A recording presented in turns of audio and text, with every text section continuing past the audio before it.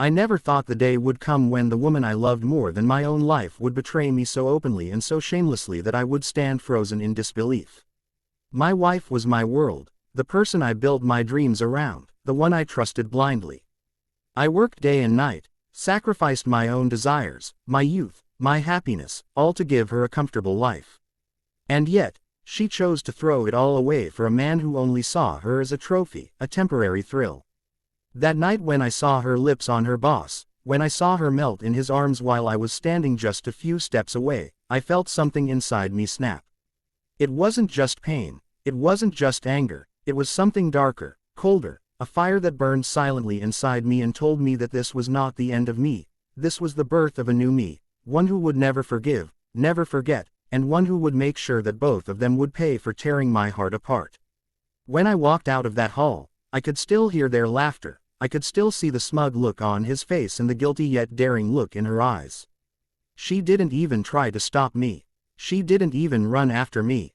And that told me everything I needed to know. I was nothing to her anymore, just a man she used to love, just a man she used to call her husband. On my way home, I clenched my fists so tightly that my nails dug into my skin, but I didn't feel the pain. All I felt was determination, the burning desire for revenge. I promised myself that night that I wouldn't cry, I wouldn't beg, I wouldn't fall apart. No, I would rise, and when I did, I would bring them both down so hard that they'd regret ever underestimating me. The next morning, when she came home pretending like nothing had happened, I looked at her and forced a smile. She acted like she had been working late, like she was tired, but her perfume gave her away. It wasn't the perfume I had gifted her.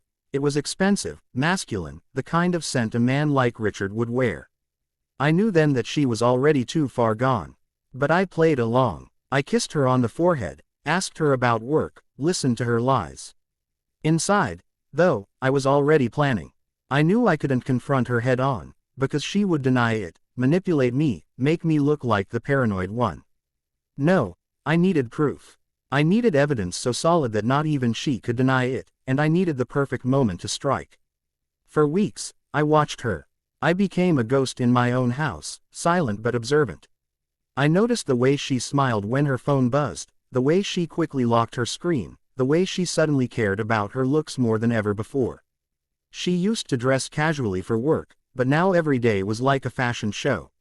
I checked her car mileage, I checked her receipts, I even followed her once, and that was when I saw it with my own eyes, her car parked outside his luxurious apartment.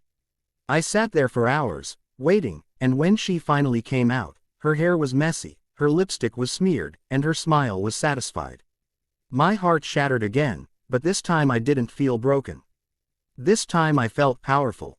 I had the truth. I had the proof. I took pictures, I recorded videos, I gathered everything I needed. And then, I began to weave my web of revenge. My plan wasn't just to expose her. No, that would have been too easy.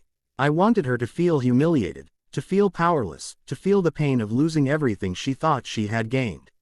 I wanted him, her arrogant boss, to regret ever thinking he could steal my wife and get away with it.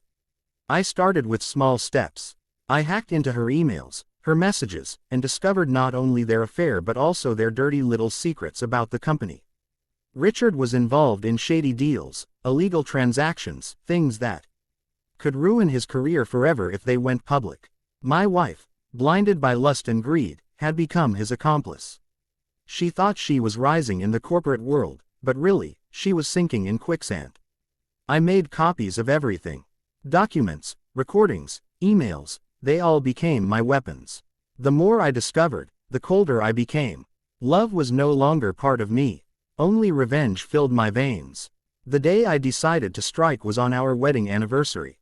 She thought I had forgotten. She thought I was too distant, too cold. But I surprised her with flowers, with dinner reservations at a fancy restaurant.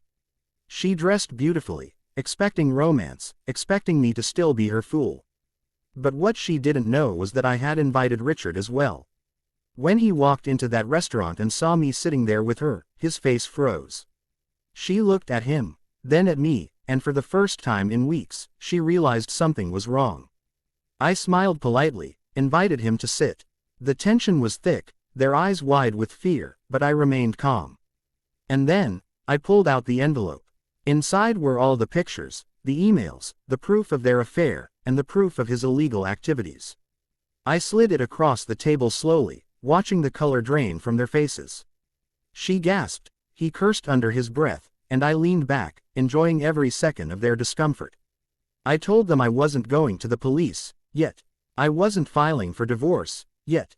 I was giving them time to sweat, time to crumble, time to destroy each other.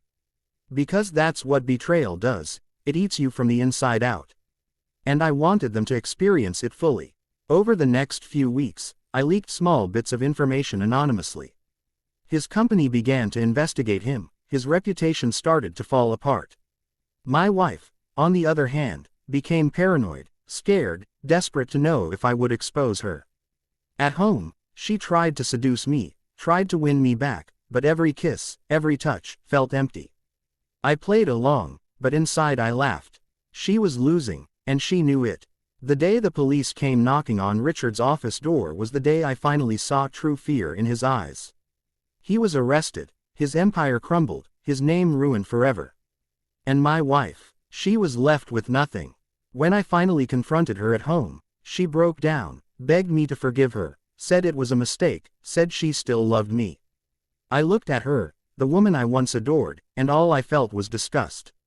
I told her she wasn't my wife anymore. She was just a stranger who happened to share my last name. Then I handed her the divorce papers. She cried, she screamed, she tried to hold on, but I walked away. My revenge was complete. I didn't just destroy them, I erased them from my life.